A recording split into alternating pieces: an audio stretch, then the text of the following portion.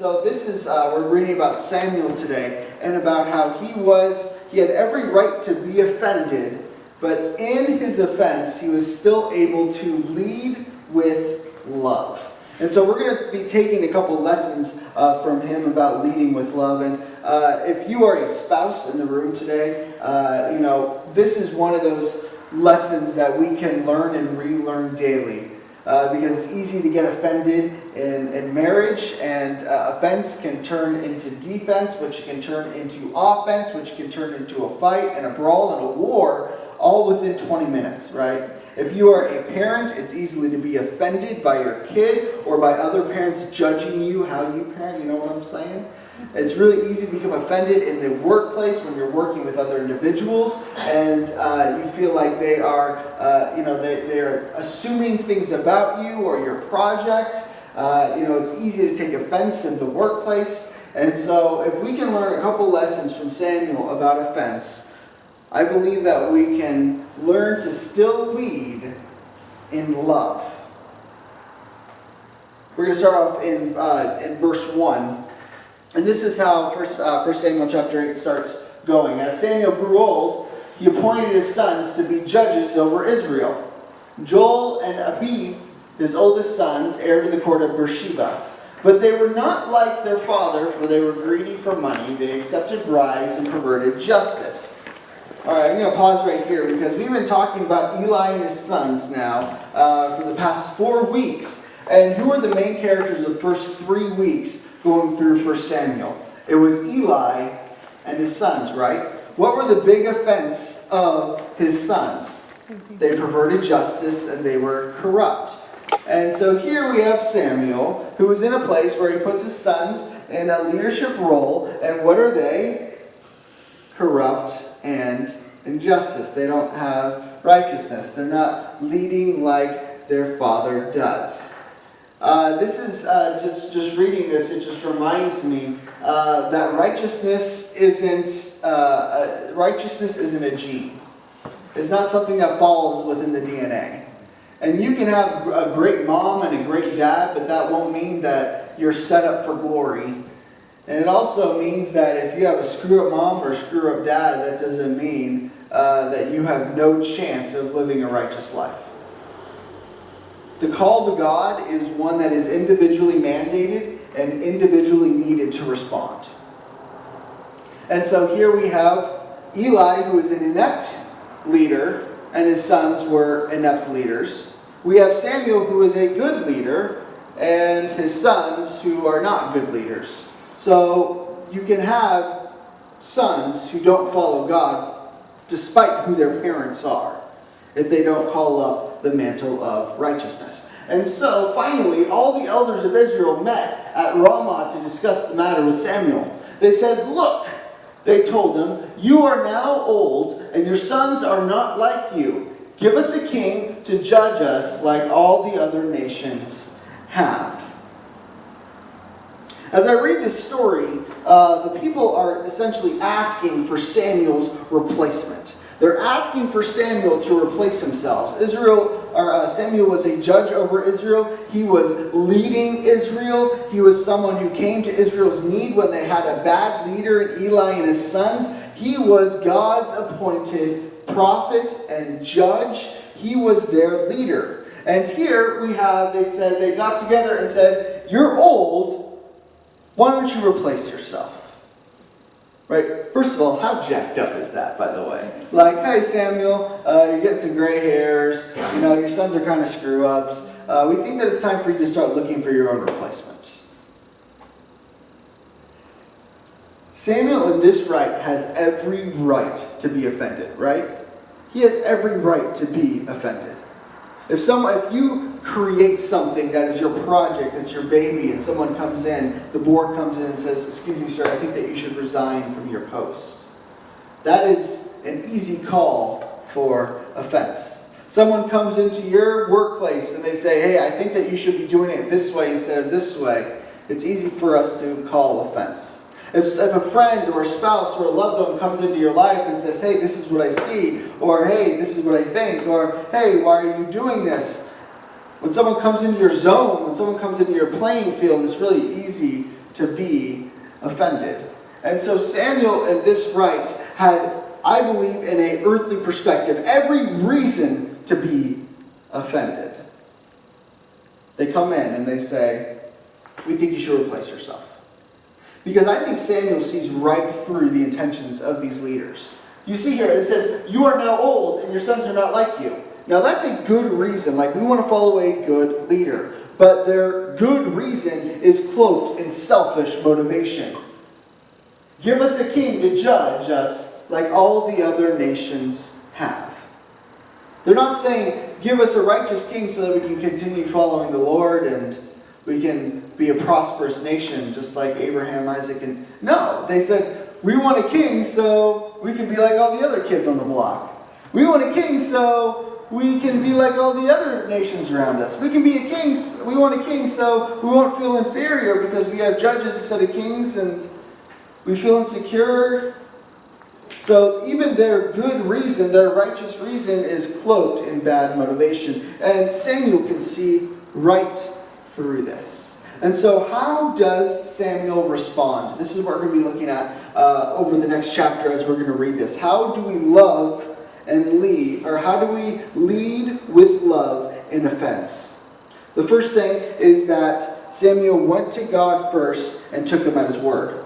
Starting off in verse 6, Trin, it says, Samuel was displeased with their request. He said that he was displeased with their request. And he went to the Lord for guidance. How many of you guys, when you are offended, when someone's taking something from you, you let them know right away, right? Your first response is in defense or maybe offense. You start attacking their logic. You end up doing like passive-aggressive action. You end up just telling them exactly what you think about what's going on, right? The moment that we feel offended, we want to recoil. But what does Samuel do? He was displeased, and he went to the Lord. He says, do everything that they say to you, the Lord replied. For they are rejecting me, not you. They don't want me to be their king any longer. Ever since I brought them from Egypt, they have continually abandoned me and followed other gods. And now they are giving you the same treatment. Do as they ask, but solemnly warn them about the way that a king will rule over them. The first sort of lesson we have in how to lead with love in offense is to go to God first and take him at his word. Before Samuel gave the people a piece of his mind, he went to God in search of guidance. Man, so many times when we're offended in the workplace and we want to recoil right away, some of the best things we can do is just simply take a quick time out and step back and begin to pray and ask ourselves, man, God, what in the world do I do in this situation? So many times our first move when we find ourselves in offense is to get in defense. Maybe it's anger. Maybe it's passive aggressiveness. But whenever we respond in our own muscle, we will only get as far as our own muscle will allow us to go.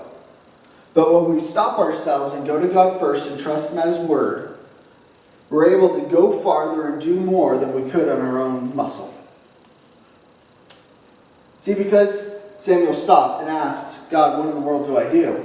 God was able to say, hey Samuel, this isn't about you, this is about me. You're not the protagonist in the story. You're not the antagonist that they're going after. Right? This is about me and them. You happen to be in the middle. And this is important, church. This is important because so many battles that we find offense in, we find ourselves in the middle of a battle when it's really about God, or it's really about someone rebelling against God and God himself, and we find ourselves in the middle. It reminds me in the New Testament, it says, our battle is not against flesh and blood, but it's against spirits and principalities. So much of our conflict is spiritually based, but we are trying to fight it at a fleshly level. What's really going on is something underneath the surface that we can't even begin to logically solve or problem solve or conflict resolve, because we're dealing with something of a language that we can't even begin to speak yet. And so Samuel, rather than trying to undo their logic, he goes to God and asks for guidance first.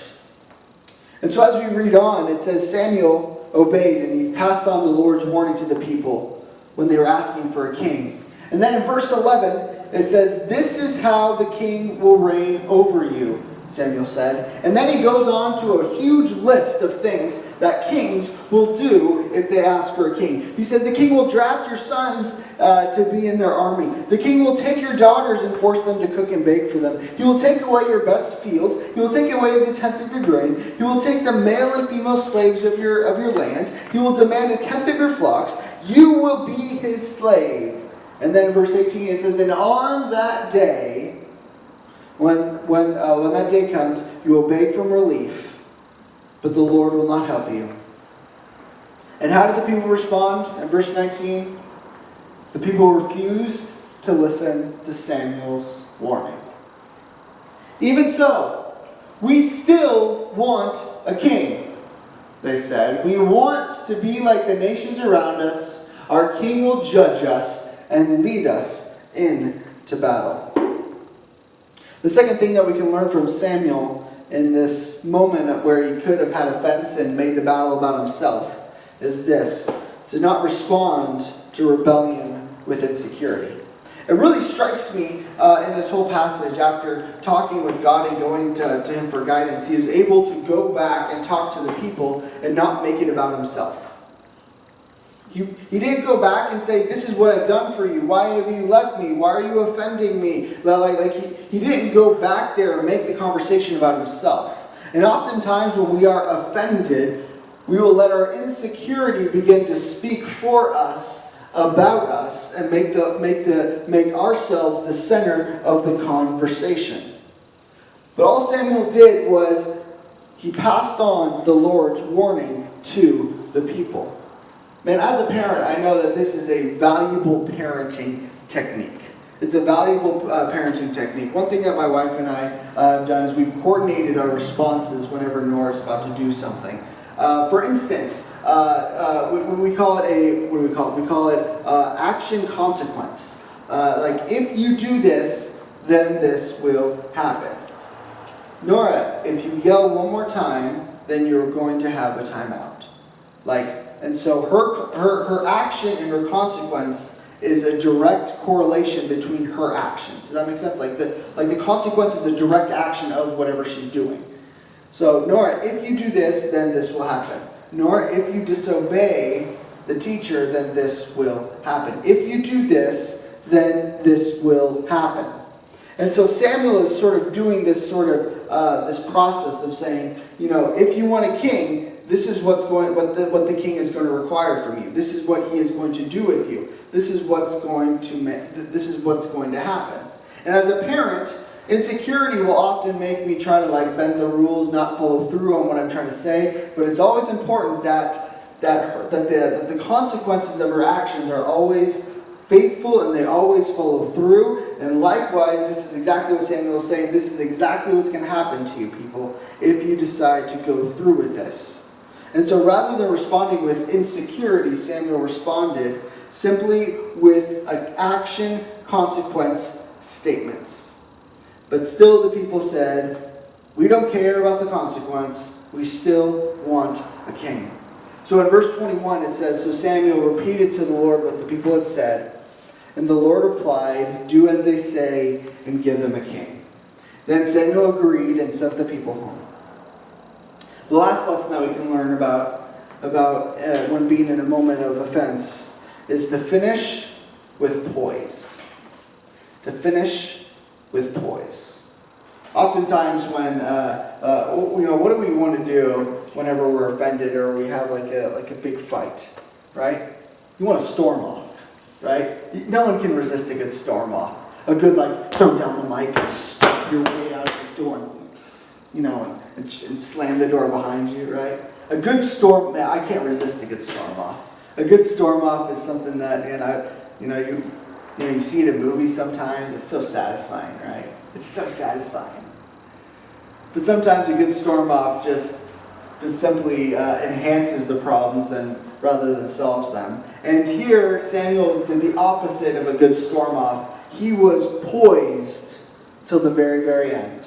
I love this at the very last line. It says that then Samuel agreed, and he sent the people home.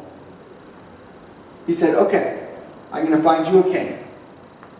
And then he said, "You can go home now." It reminds me that as a parent, on Nora and my worst days when we're just simply clashing and Clive is just driving me crazy because he's teething, at the end of the day, I still change their diaper, or Clive's diaper, not Nora's. I change his diaper, I give him food, I tuck him in, I read with them, and I pray with them, and I say goodnight to them. I don't let them go to sleep in anger. I make sure that we don't have any good storm-off session. Just put yourself back to bed. No, I finish with poise. No matter what's happened throughout the entire day, I'm going to finish with poise.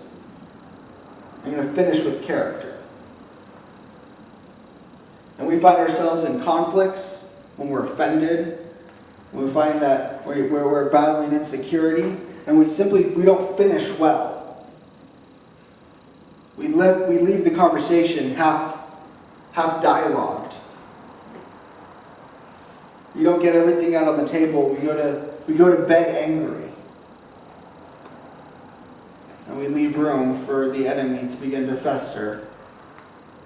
But Samuel was so secure in his leadership that he was able to finish and send the people home. He still took care of their basic needs, even though they were spiritually crazy. He still took care of their basic needs. He finished with poise. When I think about, man, God, how in the world do I live a life? Man, I would love to live a life where I'm just not offended. Where I'm able to go throughout my day and I don't assume that someone is trying to attack me. I can go through my day and my insecurity doesn't allow me to, assume something into someone else's actions or someone else's words to where I'm carrying around a fence all day. I would love to be able to be that mature. I was praying, I said, God, what do I pray for? Because offense distracts us. Offense lies to us. Offense makes me quit quality things.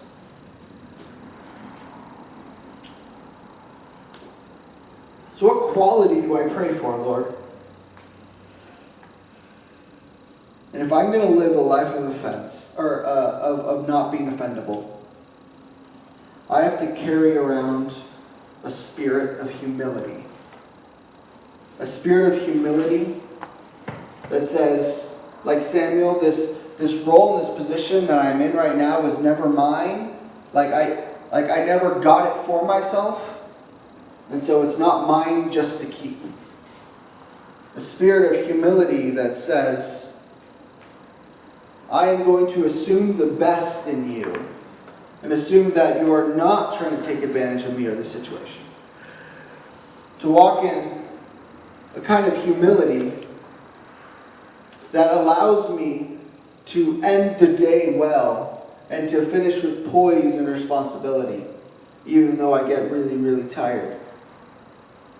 To walk in such a kind of humility to where when I speak to people, I'm not speaking in insecurity, motivated by my own self-interest, but in building someone else up, someone else's character, encourage them.